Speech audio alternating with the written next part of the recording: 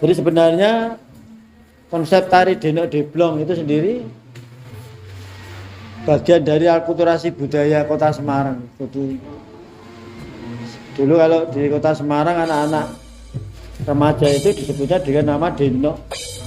Nah, kemudian di tahun 1992, 1993 perjalanan mencari gerak-gerak motif yang ada di Denok Deblong itu dan sampai kecekel muncul di 1994. Itu menjadi goalnya ini loh, tari Denok Deblong itu ya. Jadi akulturasi budaya yang berada di Kota Semarang. Yang pertama, Kota Semarang itu adalah memang kota wilayah pesisir. Kemudian per waktu berdatangan para pedagang yang lewati di pelabuhan. Ada yang dari Gujarat, ada yang memang dari golongan Tionghoa, dan dari beberapa Eropa itu juga muncul akulturasi budaya yang melatar belakangi tentang tari Denok Deblong ini. Jadi Denok adalah sebutan dari remaja Kota Semarang. Deblong itu sebenarnya artinya ya kudangan. Jadi kalau dulu orang-orang, para ibu-ibu orang sepuh dulu mengudang putranya, tak lelo lelo lelo ledung. Nah, kayak hal semacam itu kemudian kudangan. Mak Denok Deblong. Jadi artinya dulu begitu. Jadi Deblong itu sebenarnya ya moblong-moblong dan sebagainya. Harapannya adalah menjadi anak yang berbakti pada orang tua itu adalah Deblong. Cantik, tentu cantik ya, cantik hati, cantik pikirannya, kemudian berbakti pada agamanya juga. Tentu harapannya besar nanti berbakti kepada bangsa dan negara. Itu kenapa ada tari Denok Deblong. Yang kedua, Denok Deblong muncul karena memang Nyon Sewu. Jadi saya seorang penari yang masih notabene saat itu juga mencari beberapa gerak-gerak, mencoba menciptakan, mencoba menyusun, mencoba membuat sebuah tarian. Jadi kegelisahan, sebenarnya kegelisahan di Kota Semarang. Kota Semarang ini banyak sekali tari-tari sudah ada, ya. Ada beberapa tarian sudah muncul di Kota Semarang. Namun kegelisahan saya sebagai seorang seniman, seorang penari, pengen ada sesuatu yang mungkin muncul untuk Kota Semarang menjadi ikonik atau menjadi bagian dari proses berkesenian di Kota Semarang. Kegelisahan tentang bagaimana legitimasi, kemudian khas dari tari Kota Semarang, muncullah tari Denok Deblong ini. Muncul tari Denok Deblong ini berharap salah satu karya bagi bagian dari sebuah kasanah budaya di Kota Semarang. Minimal Semarang tidak hanya menjadi kota jajan, tapi juga kota seni, kota budaya, tentunya juga sebagai karya tari yang muncul di Kota Semarang. Jadi kalau prosesnya memang di tahun 1992 itu saya sudah proses mencari, menonton perjalanan tentang Kota Semarang, ya, baik lewat media massa, lewat televisi, lewat berita-berita atau kabar-kabar, atau secara kata bijaknya adalah ya sedikit riset lah. Jadi saya sedikit riset, saya sowan ke Dinas Pendidikan Kebudayaan pada waktu itu di Kota Semarang. Saya menjadi sowan, saya coba wawancara atau katakanlah mencari sumber informasinya dari sumber wawancara, dari apa tuh sebenarnya tari yang ada di Kota Semarang atau kesenian awal-awalnya seperti apa. Muncullah cerita bahwa Kota Semarang itu ada yang namanya kesenian Gambang Semarang. Nah, dari kesenian Gambang Semarang itu muncul ide gagasan tentang Denok Deblong. Artinya, kalau ada Gambang Semarang, iringannya tentu dengan musik-musik Gambang Semarang. Di dalamnya ada lagu Gambang Semarang yang terkenal dengan 4 penari dan sebagainya. Artinya itu menjadi dasar mencoba menggarap gerak-geraknya awal, baik gerak maupun iringannya. awalnya seperti itu di tahun 1992. Itu dulu proses awalnya bernama Tari Kakek Ani dulu judulnya, iya. Jadi judul Tari Kakek Ani gitu, dulu awalnya. Terus kemudian kami coba pentaskan pada waktu itu di Hotel Patra Jasa ya, di tahun 1992. Jadi Kakek Ani gitu. Kemudian ada beberapa para sepuh bagi kami adalah pembina-pembina kami. Joget Kakek Ani itu kan kurang anu ya. Karena Kakek Ani itu adalah sebutan pisuan orang Semarang.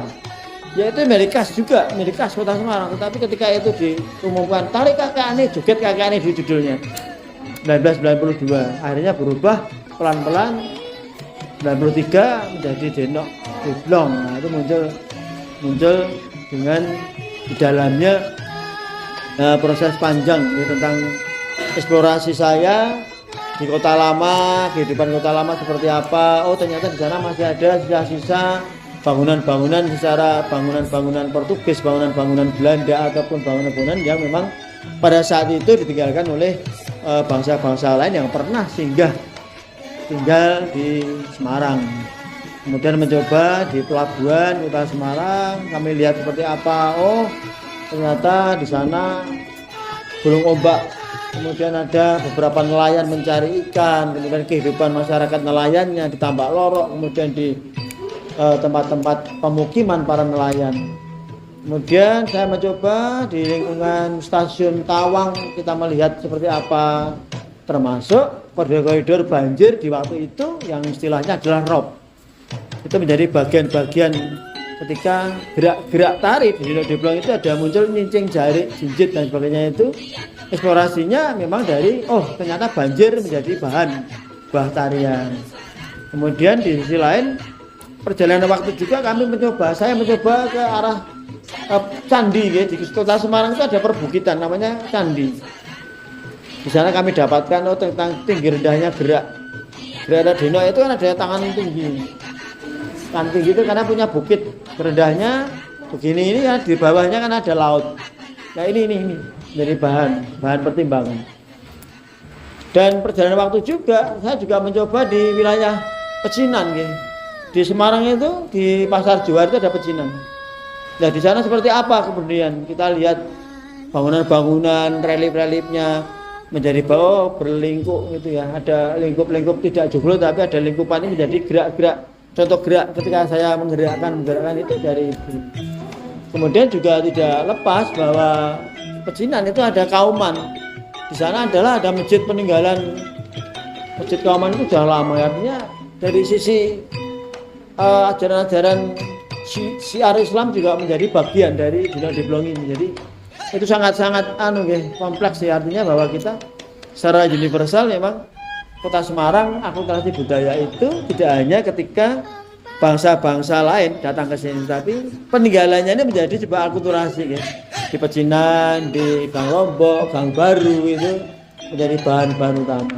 Nah, perjalanan tarian itu tidak setahun, 1 bulan atau 2 bulan, setahun 2 tahun, tapi ini perjalanan waktu panjang ya. Terus sampai jadi akhirnya kami dengan studio rekaman pada saat itu di Saka Record ya, membuat Denok Deblong, kemudian ada CD untuk pembelajaran tari Denok Deblongnya beredar dan berkembangnya menjadi sebuah tugas akhir para mahasiswa di perguruan tinggi. Jadi mengalami perubahan beberapa gerak penyesuaian dengan zamannya. Jadi artinya begini, gerak dasar pastinya ada ya. Misalkan ada sekarang Unjal Jolo, gerak ini tidak berubah, hanya berubah mungkin temponya. Nah ketika ini milenial begini, orang butuh cepet, geraknya mungkin akan tidak santai begini, tapi akan begitu, akan menjadi pergolakan, tapi gerak intinya sama. Ini pas ini, nah itu sama kan, misalkan itu gerak-gerak yang artinya gerak-gerak yang memang bisa menyesuaikan dengan perjalanan waktu. Jadi kalau di Jawa itu ada yang anut laku ning zaman. Seni itu laku ning zaman, artinya bahwa kita ya menyesuaikan kebutuhan, menyesuaikan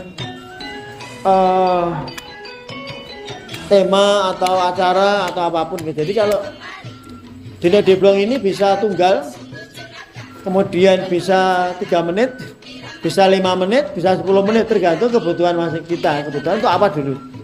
Untuk parade berarti kita hanya sekian, hanya atau beberapa gerak-gerak yang ditarikan di jalan, ini sambil berjalan sambil bergerak. Jadi memang prosesnya panjang. Jadi kemudian musik-musiknya pun juga mencoba. Perjalanan waktu memang kami harus menentukan. Saya harus menentukan, oh Dino Demplong itu 5 menit titik dengan ragam gerak ini. Nah ketika permintaan menjadi sekian-sekian itu tinggal nambah perkembangan gerak-gerak dan nambah orang. Kemudian kami mencoba, saya karena ini ada sanggar ya, untuk pembelajaran, maka akhirnya Dino Demplong itu dibagi. Ada kategori anak SD, SMP, SMA, dan umum. Ada 4 ragam gerak Dino Demplong. Dan musik yang sama, geraknya yang inti sama, yang perkembangannya sesuai dengan umur dan usia dan sekolah. Itu yang perkembangannya berbeda. Tapi pada gerak dasar-dasarnya tetap. Karena gerak-gerak yang muncul dari irama dengan debit atau ritmenya ini kan sangat berbeda dengan gerak-gerak klasik yang memang lahir dari keraton. Kenapa disebut Semarangan? Karena bagi kami ya saya terutama proses kami ada di Semarang. Proses kami di Semarang, gerak-gerak baru muncul ya didapatnya di Semarang, meskipun tetap gerak dasarnya adalah gerak-gerak tradisi gaya Surakarta maupun Jogja. Di sini kan ya perpaduan ya, gerak Jogja, gerak Surakarta, kemudian gerak Jipin dari wilayah Melayu dan sebagainya. Banyak sekali gerak-gerak yang ini kan Solo tetepan nih, Solo Tawing. Jadi dasar gerak-gerak ini kan sudah kenapa saya bilang Semarang, karena ya memang di atas kita punya bukit, perbukitan ya, di atasnya perbukitan. Ini kan kan bokong sudah.